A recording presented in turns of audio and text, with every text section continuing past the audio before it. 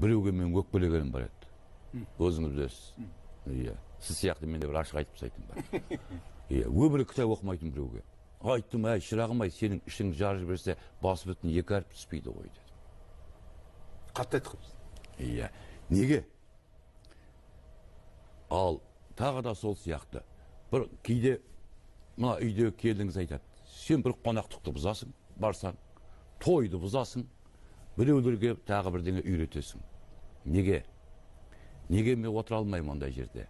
Неге десеңіз, біреу өзіне салған коттеджін, баласына алған пәтерін, астына пепілдетіп мінген жібін, иә, тағы шетелге барып демалған айтады.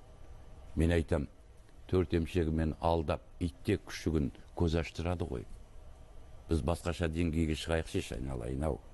Егер бір коттеджбенен бір жиып үшін өмір сүретін болсам, маған ондай өмірдің атасынан нәлет дейін керек жоқ. Бір кітап оқыдың ба? Бір жақсы суретшінің суретін көрдің ба сен? Соны айттың ба? Бір жақсы кино дүниеге келіп па? Осындай отырса соны неге айтпаймыз? Ішіп жеп тойып болдық қой осы құрсын.